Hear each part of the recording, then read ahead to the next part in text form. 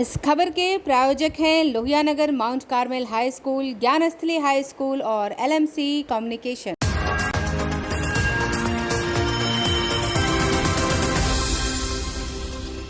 नमस्कार, मैं हूं मृणाल राज और आप देख रहे हैं आंखें न्यूज 24। रात 8 बजे की खबरों में आप सभी का स्वागत है। देखेंगे दिन भर की ताजा तरीन खबरें, पर उससे पहले हेडलाइंस। प्रदेश में जल्द शुरू होगा बालू का खनन, दाम भी होंगे कम। बिहार को विशेष राज्य का दर्जा देने की मांग को लेकर गरमाई सियासत, भाजपा जदयू के सुर अलग।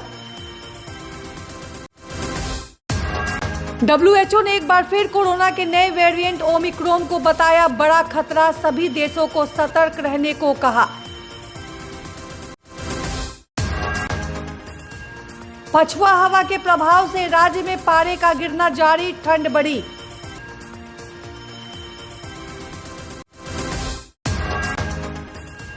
नई दुल्हन के साथ पटना पहुंचे तेजस्वी यादव, कहा जल्द होगा बहु भोज। अब खबरें विस्तार से।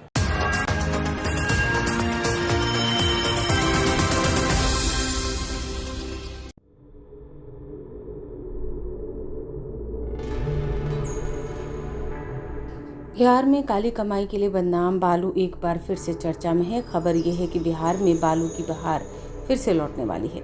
उच्चतम न्यायालय से सरकार को मिली राहत के बाद विभाग बालू के खनन के लिए कमर कस चुका है। आगे आने वाले कुछ हफ्तों में 8 अन्य जिलों में भी बालू का खनन शुरू हो जाएगा। फिलहाल बिहार में 8 ही जिलों में बालू खनन का काम चल रहा है। उम्मीद है कि कुछ दिनों में 8 अन्य जिलों की नदियों से बालू का उठाव शुरू हो जाएगा। इसके लिए खनन विभाग नए सिरे से नियम बनाने में जुट गया है। अगले साल तक 24 जिलों में खनन शुरू का लक्ष्य रखा गया है। सुप्रीम कोर्ट के आदेश के बाद हरकत में आया खनन विभाग आदेश के विस्तृत अध्ययन में जुटा है। खनन मंत्री जनक राम ने दावा किया है कि 6 हफ्तों में जिलों का सर्वे पूरा कर नए सिरे से घाटों की बंदोबस्ती की जाएगी। उन्होंने कहा कि बालू के दाम भी घटाए जा रहे हैं। गौरतलब है कि बीते 11 नवंबर को सुप्रीम कोर्ट ने बिहार सरकार को राज्य खनन निगम के माध्यम से बालू खनन करने की अनुमति दी थी। अपने आदेश में उच्चतम न्यायालय ने कहा था कि इस बात से इनकार नहीं किया जा सकता कि सार्वजनिक बुनियादी ढांचा परियोजना के निर्माण और सरकारी निजी निर्माण गतिविधियों के लिए बालू जरूरी है। ऐसे में अवैध खनन पर पूरी तरह से प्रतिबंध और अवैध खनन को बढ़ावा देने से राजकोष को बड़ा नुकसान होता है। कोर्ट ने कहा कि वैध बालू खनन पर पूर्ण प्रतिबंध से सरकारी खजाने को बड़ा नुकसान होता है। रेत खनन के मुद्दे से निपटने पर पर्यावरण के सुरक्षा मानकों का पालन करना जरूरी है और इसके लिए टिकाऊ विकास के संतुलित तरीकों को लागू करना होगा जो वैध खनन से संभव है। बालू मामले पर सुनवाई करते हुए जस्टिस L नागेश्वर राव की अध्यक्षता वाली पीठ ने बिहार के सभी जिलों में खनन के लिए नए सिरे से जिला सर्वेक्षण रिपोर्ट करने का निर्देश दिया। अपने आदेश के दौरान कोर्ट ने यह भी कहा कि जब वैध खनन पर रोक है तब अवैध खनन कुकुरमुत्ते की तरह बढ़ रहा है और इसका नतीजा ये होता है कि रेत माफियाओं के बीच संघर्ष, अपराधीकरण और कई बार लोगों की जान जाने जैसे मामले सामने आते हैं। गौरतलब है कि बिहार में बालू के अवैध खनन का मुद्दा लंबे समय से गरमाया हुआ है। प्रशासनिक महकमे और राजनीतिक गठजोड़ से माफियाओं ने बालू को अवैध कमाई का एक बड़ा जरिया बना रखा है। सूत्रों की माने इस कमाई का एक बड़ा हिस्सा उसको बचाने वाले बड़े बड़े अधिकारियों और कुछ राजनीतिक हस्तियों को भी जा रहा है। इस बात की जानकारी होने पर मुख्यमंत्री नीतीश कुमार ने कड़ा रुख अपनाते हुए राज्य के माफियाओं के खिलाफ त्वरित कार्रवाई कर बालू के अवैध कारोबार को ध्वस्त करने का निर्देश दिया। लेकिन माफियाओं का तंत्र इतना मजबूत था कि राज्य सरकार के तमाम प्रयासों के बावजूद प्रदेश में बालू का अवैध खनन निरंतर जारी रहा। इधर सरकार के संकल्प के कारण इन माफियाओं पर लगातार कार्रवाई भी चलती रही। हालांकि इसका खामियाजा आम लोगों को उठाना पड़ा। प्रदेश में गंभीर बालू संकट शुरू हो गया। जब सरकार ने त्वरित प्रयास कर कुछ जिलों में बालू का खनन शुरू करवाया तो लोगों ने राहत की सांस ली। बालू माफियाओं का साम्राज्य इतना बड़ा है कि उसको ध्वस्त करने में सरकार को एड़ी से चोटी का जोर लगाना पड़ रहा है। राज्य के कई प्रशासनिक अधिकारियों की मिलीभगत से अवैध खनन का यह धंधा लगातार फलता फूलता रहा है। बालू के अवैध खनन को लेकर अब तक 41 अधिकारियों पर गाज गिर चुकी है। इसमें भोजपुर और औरंगाबाद के तत्कालीन एसपी शामिल हैं। इसके अलावा बिहार प्रशासनिक सेवा के 3 अधिकारी भी हैं। इसमें डेहरी और सोन के अनुमंडल पदाधिकारी के अलावा पटना और औरंगाबाद के जिला परिवहन पदाधिकारी शामिल हैं। इसके अतिरिक्त बिहार पुलिस सेवा के 4 अधिकारी और खनन विभाग के 6 जबकि राजस्व विभाग के 5 अधिकारियों पर भी अवैध बालू खनन को लेकर गाज गिर चुकी है। 3 मोटरयान निरीक्षण भी बालू के अवैध खनन में नपे हैं। वहीं 4 इंस्पेक्टर और 14 सब इंस्पेक्टर जो थानेदार और GSI के पद पर तैनात थे उनका पहले ही तबादला कर दिया गया है। आधिकारिक सूत्रों के मुताबिक बालू के अवैध खनन में इन अधिकारियों की संलिप्तता की बात सामने आने के बाद यह कार्रवाई की गई। इन अधिकारियों को पद से हटाने के बाद इनकी संपत्ति की जांच कराने का निर्णय लिया गया। EOU उनके संपत्ति की जांच शुरू कर चुकी है। बालू के अवैध खनन को लेकर माफियाओं से संलिप्तता के मामले में फंसे भोजपुर औरंगाबाद के तत्कालीन एसपी राकेश कुमार दुबे और सुनील कुमार पोटीकर समेत सभी दागी अधिकारियों के खिलाफ साक्ष्य जुटाकर गृह विभाग को भेजा गया।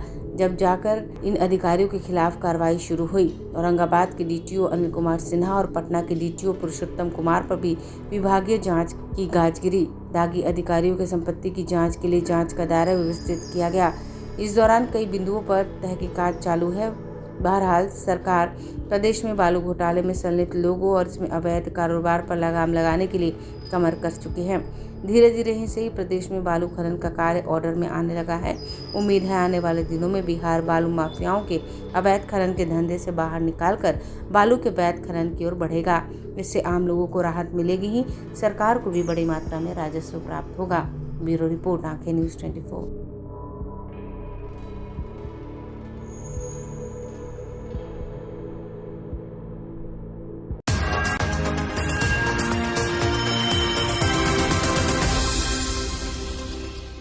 नीति आयोग से बाहर निकलिए ना, कुछ नई बात करिए। नीति आयोग तो पिछले 10-15 दिनों से आप नीति आयोग में उलझे हुए हैं।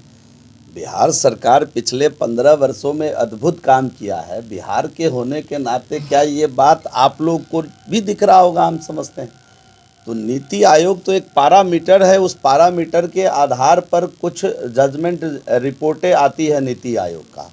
तो मैं तो ऐसा मानता हूं कि नीति आयोग की जो रिपोर्ट है, हम लोगों ने खूब काम किया है। हम लोगों ने बिहार में बहुत काम किया है। नीति आयोग की रिपोर्ट के बाद हमको और काम करने की आवश्यकता है। हम तो इसको इस अर्थ में लेते हैं और हमारे मुखिया भी इसको इसी अर्थ में लेते हैं। हम सभी लोग मिल कर के खूब अच्छा काम भी कर रहे हैं। और नीति आयोग का आप रिपोर्ट देखे होइएगा, शिक्षा के क्षेत्र में 4 जिला जो है वो अद्भुत अचीवमेंट किया है, इसका भी जिक्र नीति आयोग ने किया है। तो जो काम हम लोगों ने अच्छा किया है उसकी भी चर्चा होनी चाहिए। नीति आयोग के जो रिपोर्ट है उस पर आपत्ति जताई है, कहा है कि विशेष राज्य का दर्जा मिलना चाहिए, जबकि बीजेपी के कई नेता कह रहे हैं कि कोई ज़रूरी नहीं है, सब कुछ हम दे रहे हैं। कोई नहीं कह रहे हैं, ये मांग बहुत पहले से हम लोगों की है। और नीति आयोग ने जब कहा कि बिहार पिछड़ा राज्य है तो पिछड़े राज्य को तो मिलना ही चाहिए विशेष दर्जा। पिछड़े राज्य को ही तो विशेष दर्जा की मांग होती रही है। जब हम समृद्ध राज्य हो जाएंगे तो काहे के लिए विशेष राज्य की दर्जा की मांग करेंगे। जब विशेष राज्य का दर्जा मिलेगा तो कृषि पर आधारित उद्योग धंधे आएंगे यहाँ, और तो हमारा एम्प्लॉयमेंट भी जनरेट होगा, राज्य भी समृद्धि की ओर बढ़ेगा। 9 पेज की रिपोर्ट में सर आपने क्या कुछ मांग की है सर? 9 पेज की जो आपने रिपोर्ट सौंपी है उसमें क्या कुछ आपने खास? उसमें हमने 2 बातों का मुख्य रूप से जिक्र किया। एक नंबर 1 की साहब समृद्ध राज्यों के कंपेरेटिवली आप हमारा आकलन मत करिए। हमारा भूगोल अलग है, फ्लड इफेक्टेड एरिया हमारे यहाँ है, जनसंख्या का घनत्व सबसे ज़्यादा है, भूगोल हमारा छोटा है, ये इंडस्ट्रियल स्टेट नहीं है, प्रारंभिक दौर से ही ये अविकसित राज्य रहा है। 5 के पहले अगर आप देखिएगा तो बजट का पैसे कितने खर्च होते थे। इधर 10-15 साल में इंफ्रास्ट्रक्चर में, डेवलपमेंट के एक्सपेंडिचर में बजट हमारा बढ़ा है। ईयर वाइज मैंने फिगर उसमें दिया है कि नेशनल से भी ज़्यादा हम लोगों का रहा है प्रगति।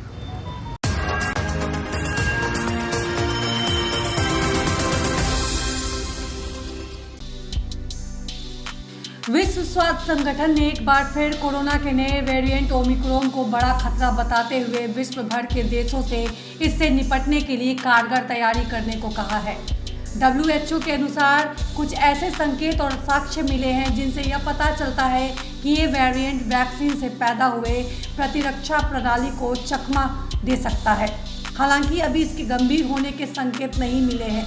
WHO ने एक बयान में कहा है कि ओमिक्रॉन को लेकर अभी अनिश्चितता बनी हुई है। इसमें हुए बदलाव से संक्रमण तेजी से फैल सकता है और कोरोना के ज़्यादा मामले सामने आ सकते हैं। कई कारणों से यह वेरिएंट विश्व के लिए बड़ा खतरा बन गया है। विश्व स्वास्थ्य संगठन ने यह भी कहा है कि इससे शुरुआती संकेत मिल रहे हैं कि वैक्सीन और पहले के संक्रमण से पैदा हुए एंटीबॉडी भी इसके खिलाफ ज़्यादा कारगर साबित नहीं होगी। दक्षिण अफ्रीका में पहली बार पहचाने गए और अब तक 60 से अधिक देशों में फैल चुके कोरोना के इस नए वेरिएंट ओमिक्रॉन के बढ़ते मामलों ने भारत सरकार की भी चिंता बढ़ा दी है। देश भर में ओमिक्रॉन के मामले बढ़ रहे हैं। हालांकि अभी इसके खतरनाक स्वरूप में आने के संकेत नहीं मिले हैं, लेकिन केंद्र और राज्य सरकारें पूरी सतर्कता के साथ इससे निपटने की तैयारी में जुटी है।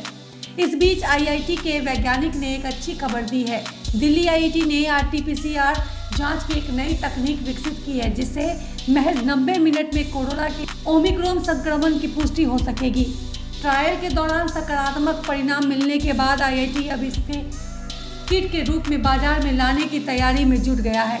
IIT दिल्ली के पदाधिकारियों ने बताया कि कुसुमा स्कूल ऑफ बायोलॉजिकल साइंस के विज्ञानियों ने यह तकनीक विकसित की है।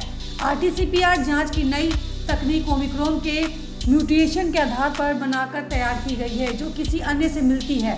अभी फिलहाल ओमिक्रॉन की पुष्टि के लिए डॉक्टरों को निजोम सीक्वेंसिंग करवानी पड़ रही है, जिसकी रिपोर्ट आने में कम से कम 2 से 3 दिनों का टाइम लग जाता है। उम्मीद है नए साल में किट तैयार होकर बाजार में आ जाएगी। इस बीच एक अच्छी खबर यह है, देश में कोरोना संक्रमण के दैनिक मामलों की संख्या लगातार घट रही है।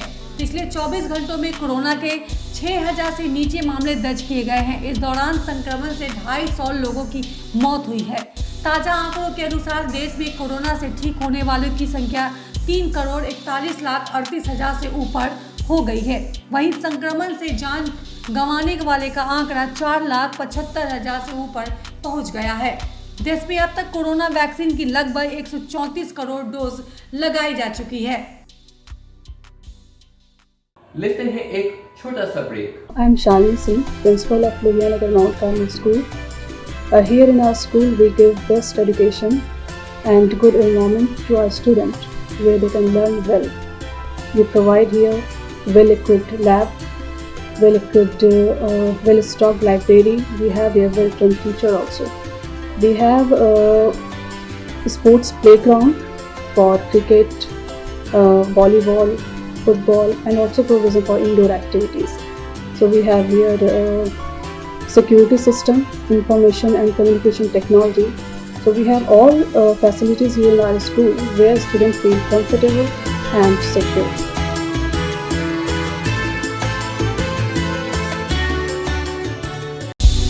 क्या आप पत्रकारिता के क्षेत्र में अपना कैरियर बनाना चाहते हैं? तो आज ही royal Ashoka institute of mass communication and journalism में अपनी जगह सुनिश्चित करें। आर्यभट्ट ज्ञान विश्वविद्यालय पटना से मान्यता प्राप्त 100% प्लेसमेंट के साथ royal Ashoka institute of mass communication and journalism नामांकन जारी है। हमारा पता है DS/16 गायत्री मंदिर के समीप कंकड़ बाग पटना 8,20,000। आप हमें संपर्क भी कर सकते हैं। हमारा मोबाइल नंबर है 9955456126। ब्रेक के बाद आपका स्वागत है।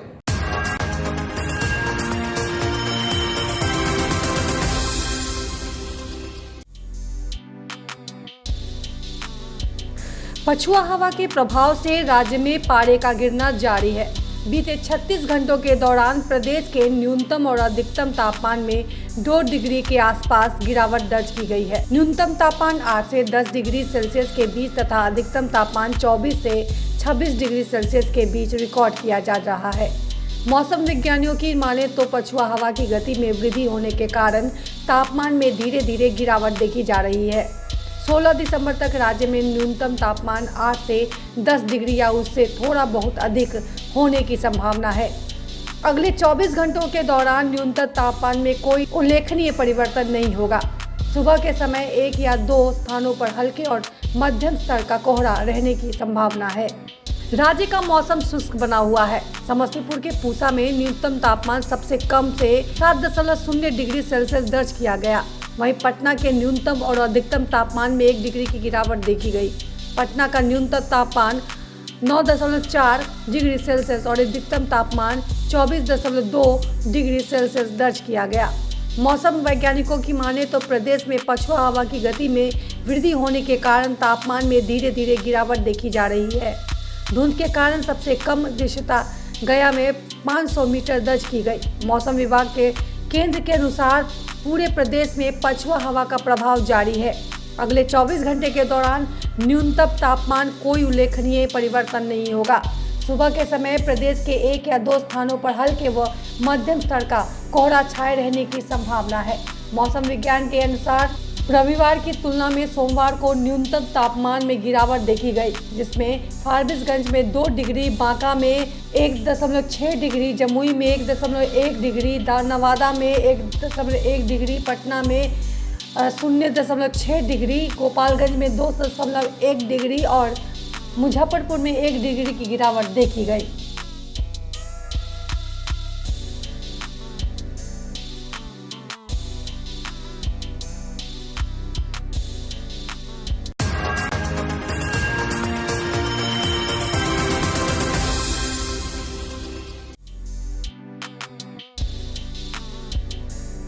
राजद नेताओं, कार्यकर्ताओं एवं समर्थकों के उत्साह के बीच नेता प्रतिपक्ष तेजस्वी यादव पत्नी राजश्री के साथ सोमवार की देर शाम पटना पहुंचे।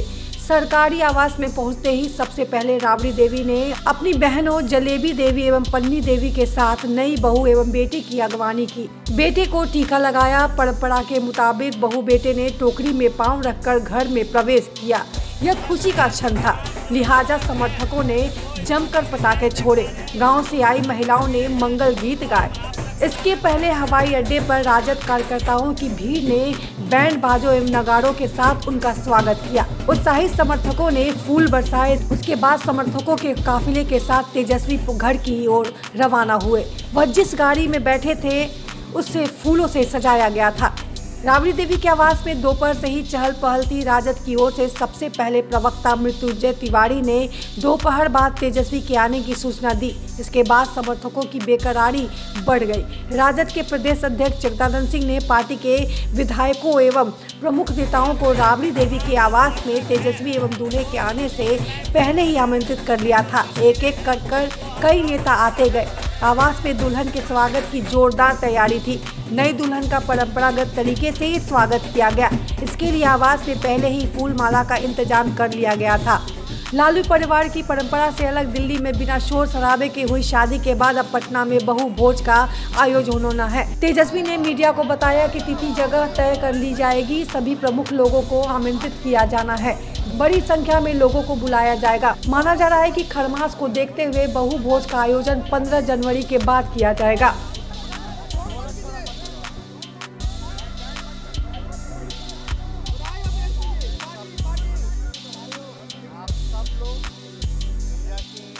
सभी हमारे साथी, सभी लोगों को आपके प्यार के लिए, आपके आशीर्वाद के लिए, अपने और अपनी पत्नी की तरफ से आप सभी लोगों को दिल से धन्यवाद देते हैं। और खुशी का पल हमारे परिवार में है और हम लोगों ने एक सादगी से कोरोना काल को देखते हुए हम लोगों ने विवाह संपन्न किया। दोनों परिवार की मर्जी से, आशीर्वाद से आज हम दोनों एक हुए और जिस तरह से बिहार के लोगों का, देश भर से सभी लोग जो आशीर्वाद दे रहे हैं, प्यार दे रहे हैं, समर्थन दे रहे हैं, आपके माध्यम से उन सभी लोगों को हम दिल से धन्यवाद देना चाहेंगे और एक नई ऊर्जा मिलेगी। उस ऊर्जा को पूरा ध्यान जो है बिहार की जनता के सेवा में हम लगाने का काम करेंगे। और साथ ही साथ जो बड़ा मसला है, शादी तो हो गई, जो बिहार के लिए सबसे बड़ा जो इशू है, बेरोज़गारी का है, महंगाई का है, गरीबी का है, इन सारी चीज़ों पे जो है खुल करके ज़मीनी स्तर पर लोगों की सेवा और उनकी आवाज़ को बुलंद करेंगे। और जहाँ तक बहु भोज की बात है, इसको जल्दी ही आप लोगों को भी न्योता दिया जाएगा। पूरे बिहार के लोगों को, सभी लोगों को हम लोग न्योता देंगे और जल्दी 2-4 दिन बाद जो है हम लोग डेट फाइनल कर देंगे, अनाउंस आप लोगों के बीच कर देंगे। क्योंकि आप जान रहे हैं पिछले बार जो तेज भैया की शादी हुई तो आपने देखा होगा मंच तक टूट गया, जगह नहीं है। अब ये हम लोगों को विचार करना पड़ेगा कि अगर बहु भोज दें तो स्थान क्या होगा, क्योंकि लाखों करोड़ों लोग जो लालू जी को चाहने वाले लोग हैं, जो हम लोगों को प्यार देते हैं, आशीर्वाद देते हैं, जाहिर सी बात है कि अगर बहू आई है तो उनको देखने लोग आएंगे, तो व्यवस्था भी वैसी ही होनी चाहिए। लालू जी कब आएंगे? तो इसलिए लालू जी आएंगे, जल्द आएंगे, लेकिन उनका ट्रीटमेंट चल रहा है, इसलिए हम लोगों को आना था, इसलिए हमारी माता ने यहाँ आने का काम किया। और जो रस्म रीति रिवाज जो है अपना, उसी तरीके से जो है बहू का अपने घर में स्वागत किया है। मुख्यमंत्री से लेकर तमाम लोगों ने, बीजेपी के लोगों ने, मुख्यमंत्री जी ने, सबने आपको बधाई दी है, दिल से बधाई दी है, उन्हें क्या कहेंगे? सुशील मोदी नहीं देखिए, बधाई देने की बात है तो ये तो परंपरा रही है। पॉलिटिकली एजेंडा अलग हो, विचारधारा अलग हो, लेकिन एक अच्छा एक प्रचलन है कि विरोधी होते हुए भी हम, चाहे खुशी हो या दुख हो, तो हम लोग एक दूसरे के लिए सब लोग होते हैं। ये तो इंसानियत होती है।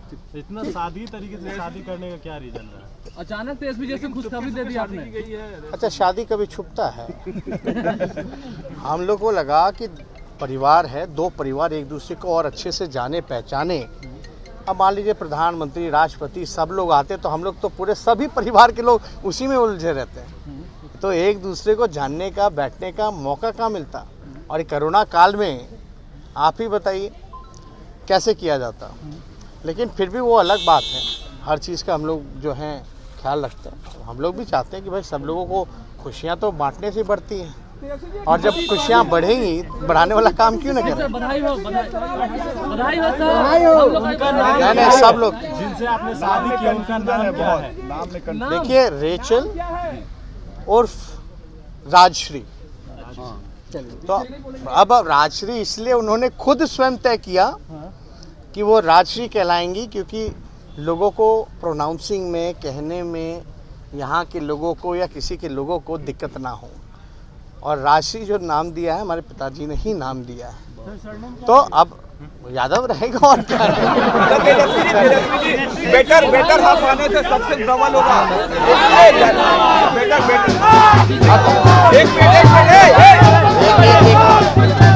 और तरह की बेटर हाफ आने से सक्सेस डबल होगा, क्या लगता है? नहीं भाई, अभी हम लोग, आप लोग, सब लोग यही हैं, और आप लोग जानते हैं कि घर में लक्ष्मी आने से तो घर उजाला होता ही है। राजयोग आ जाएगा शादी के बाद। देखिए, नाराजगी की बात देखिए, कौन क्या कहता है, नहीं कहता है। बड़े लोग हैं, हमारा तो पहले भी सम्मान था, अभी भी हम लोग सम्मान के नजरिए से देखते हैं। चलते चलते एक बार नजर फिर से सुर्खियों पर। प्रदेश में जल्द शुरू होगा बालू का खनन, दाम भी होंगे कम। बिहार को विशेष राज्य का दर्जा देने की मांग को लेकर गरमाई सियासत, भाजपा जदयू के सुर अलग। WHO ने एक बार फिर कोरोना के नए वेरिएंट ओमिक्रॉन को बताया बड़ा खतरा, सभी देशों को सतर्क रहने को कहा। पछुआ हवा के प्रभाव से राज्य में पारे का गिरना जारी, ठंड बढ़ी।